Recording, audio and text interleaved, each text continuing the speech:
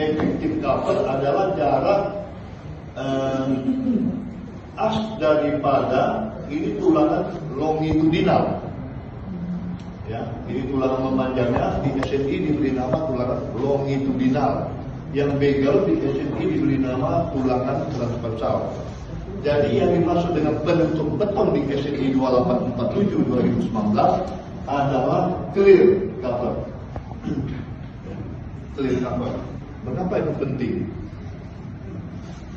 Kalau itu tidak diatur, itu akan bermasalah buat struktur bangunan itu sendiri.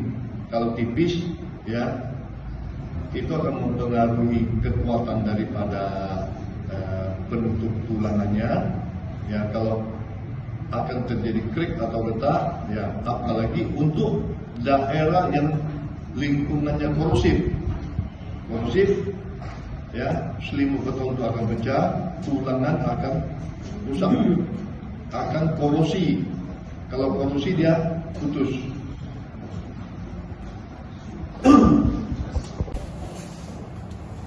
Kan sudah ada di SNI tadi, dari yang 75 mili sampai yang 13 mili untuk plat sudah diatur sesuai dengan masing-masing komponen struktur.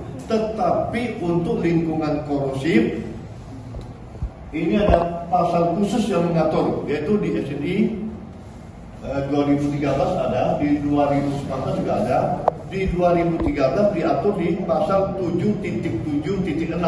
Ini dia lingkungan korosif.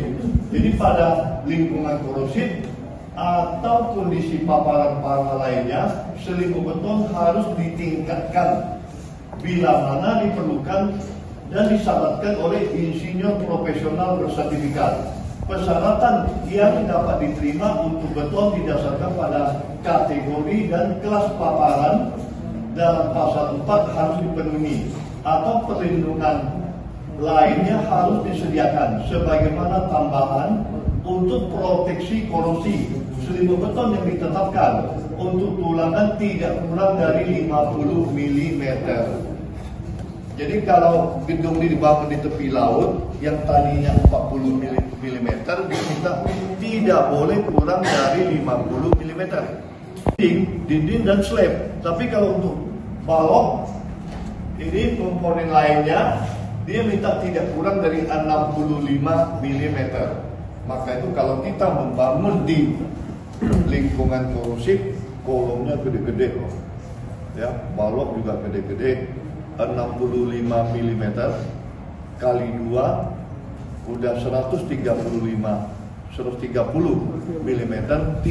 cm itu hanya untuk pelindung beton atau penutup beton. Nah, berapa lagi? Kalau kolomnya 13 cm ya tidak ada besinya lagi. Ya, 65, 13 cm. Untuk korosif itu mana? Tepi laut, kemudian di pabrik-pabrik yang banyak kandungan kloridanya. Ya, pabrik kertas, pabrik ya lainnya yang banyak limbahnya itu dikatakan itu adalah lingkungan korosif. Tipis retak, ya, tulangan korosi, apalagi di laut. Nah, ini nanti diatur di SNI, ya. Setelah diatur untuk yang ada pengaruh cuaca, yang tidak ada pengaruh cuaca, yang berhubungan dengan tanah, dan yang selalu berhubungan dengan tanah, itu diatur, ketebalannya berbeda-beda. Untuk lingkungan korosif itu ditambah lagi ketebalannya. Jadi itu semua sudah diatur mulai dari SNI 2847 2013 sampai 2847 2019, hampir sama. Perbedaannya sedikit aja. Paling di SNI 2847 2019 ada penambahan penjelasan. Kenapa dibutuhkan? Ada penjelasan. Ya. Kemudian gaya jarak spasi ada penambahan. Misalkan untuk balok, SNI 2847 2013 mengatur spasi balok itu adalah 1 dB, artinya 1 diameter tulangan longitudinal.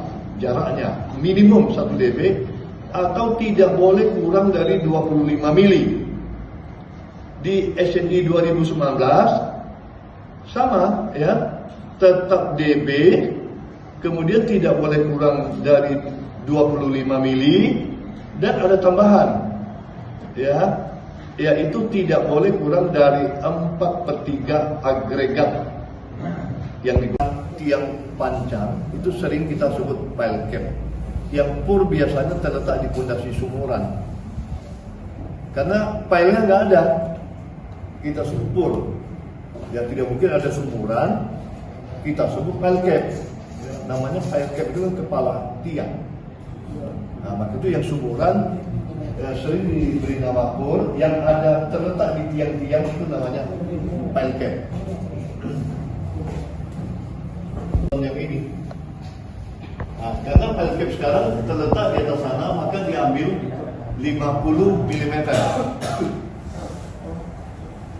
Kalau terbenam minimal 75 mm. Kemudian yang harus diperhatikan spasi ini. Ya, kalau tulangannya berbentuk U, ada sambungan lewatan pile cap itu, ini minimal 200 mili atau 7 cm. Jadi semua yang kita gambarkan di sini ada persyaratannya semua. Persyaratan yang mesti dipenuhi. Dalam suatu lapis harus sebesar dB. Ini kan sejajar ya. Yang sejajar, kalau ini yang berlapis. Jadi yang 4 batang ini sejajar. Sebesar dB. dB itu diameter yang ini. Tulangan sejajar tersebut diletakkan dalam 2 lapis atau lebih. Nah ini dia kan, 2 lapis atau lebih. Ada kok tulang 2 lapis, bahkan ada yang 3 lapis kok. Nah, ini 2 lapis, 2 batang, mungkin bisa jadi 4 batang juga. Jadi tulangan pada lapis atas harus diletakkan tepat di atas tulangan di bawahnya dengan spasi bersih. Antar lapis tidak boleh kurang dari 25 mm. Jadi syarat 7.6.2 ini dia tidak menyarankan adanya dB itu kalau antar lapis. Tapi kalau antar tulangan dalam satu baris syaratnya ada 2, 25 mili dan dB. Sedangkan yang lapis dia tidak syaratkan dB, dia hanya syaratkan 25 mili. 7.6.3 pada komponen struktur tekan ya, itu artinya kolom. Kalau struktur lentur itu balok. Jadi SNI memberi nama juga kolom di sini adalah struktur tekan, bertulangan spiral atau pengikat, bisa spiral, bisa begal biasa. Jarak bersih antar tulangan longitudinal tidak boleh kurang 1,5 dB atau 40 mm. Itu yang tadi saya sebutkan. Jadi kalau kolom 1,5 dB, karena kolom itu biasa kan gede ya, kalau sempit. Minimum kolom kan berapa? 300 mm, sedangkan minimum untuk balok adalah 250. Jadi balok selalu lebih sempit dan balok tidak boleh lebih besar daripada kolom. 7.6.4 batasan jarak bersih antar batang tulangan harus juga berlaku pada jarak sambungan itu bisa bersentuhan. Jadi di SNI dikatakan tadi sambungan yang bersentuhan atau sambungan yang berjarak, jarak berdekatan. Bisa juga jarak ya. Mana tadi ini? Ya. Sambungan yang berdekatan. Itu aturannya sama. Tetap untuk balok adalah dB spasinya atau minimum 25 mili, untuk balok juga 1,5 dB, untuk kolom 1,5 dB dan minimum 40 mm. Jadi syarat sama. Kalau kita Coba kita bayangkan kalau semua balok disambung nih tidak memenuhi syarat seperti ini, ya tentu harus kita atur ya.